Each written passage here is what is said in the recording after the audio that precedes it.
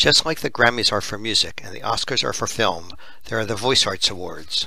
Voice Arts celebrates the spoken word for voiceovers in TV commercials, movie trailers, documentaries, and animated films like the recently released Incredibles 2. There are also Voice Arts Awards for audiobooks in a variety of genres.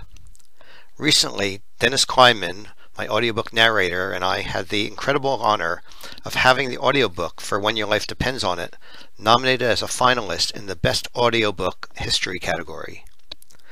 I'm Brad Borkin, co-author of the book, and this short video explains how our audiobook came to life and why it came to be competing for a major prize in Hollywood. To give you an idea of the competition in our category, the 4 other books that were shortlisted included a book that's a Pulitzer Prize finalist, a book by Carl Sagan, and a book about Trump called Trumpocracy. All were New York Times bestsellers. All were published by big-name publishers. And then there was ours, self-published, 26 reviews on Amazon.com, and maybe 2,000 copies sold. But before we get into that, let's talk about the award ceremony. As the poster shows, it was promising to be a star-studded red carpet gala event featuring Sigourney Weaver, Rosario Dawson, and Van Jones, and was taking place at Warner Brothers Studios in Hollywood.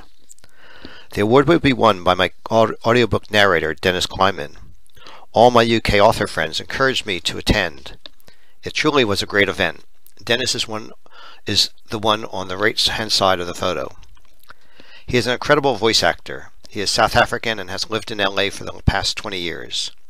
His voice is deeply resonant. He is also a great person to work with. I decided an audiobook was critical in the evolution of my book. I started by thinking, what would the early Antarctic explorers have sounded like? Men who risked their lives for science, discovery, and exploration in the most hostile environment on the planet. I decided the voice needed to be male with deep, rich intonation and a British accent. I listened to hundreds of audition recordings from voice actors, and I found I kept coming back to Dennis's. Upon making contact, Dennis kindly recorded the opening 5 paragraphs of the book. A true story about 3 men on the ice, one of whom is dying of scurvy, who asks his companions to leave him behind on the ice to die. As soon as I heard the recording, I instantly knew I found the right voice. Dennis and I worked tirelessly to get the appropriate tonality for the book. The early Antarctic explorers faced risks, adversity, starvation, and sometimes death with nobility and a sense of purpose. Yet how do you convey that effectively in an audiobook? Dennis absolutely nailed it. As soon as the audiobook was completed, Dennis suggested that he re-record the opening segment about the 3 men on the ice, because having now finished recording the whole book, he knew exactly how to make that opening segment especially compelling.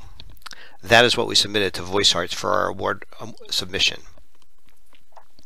We were incredibly pleased to find that Dennis was shortlisted from the hundreds of entries in our category. The event was absolutely amazing, complete with a real red carpet. It took place in the main theater within the Warner Brothers studio complex in Burbank, California. It started with an outdoor cocktail party, which gave a great opportunity to meet all the wonderfully talented voice actors up for awards. At 6 p.m., we were invited inside the theater. Just like at the Grammys or Oscars, a celebrity would read the nominations for a category, and the envelope would be opened. The winner would come up on stage to make an acceptance speech. Sigourney Weaver, Rosario Dawson, and Van Jones all received special Voice Arts Awards, and each gave surprisingly political speeches, anti-Trump, pro-environment, pro-diversity. 2/3 of the way through the evening, our category came up. When Dennis's name was read, he received a great cheer from the audience, as he is well known in the voiceover community. While we didn't expect to win going in, given how pro-environment the celebrities' speeches were, I have to confess to getting my hopes up that a book about Antarctica could win. Sadly, it was not to be. But just being on the same slide as Carl Sagan's book Cosmos, which did win our category, is a dream come true for a self-published author. It was a great honor to be there and wonderful to meet Dennis in person. He has now become a lifelong friend. It was also an opportunity to cavort with celebrities like Gwendolyn Yao, who starred in Desperate Housewives. And best of all was meeting all the great voice actors. They are all passionate, inspired, and friendly, similar in actuality to the many people I know in the Antarctic community and in the UK author community. Great people who love what they do.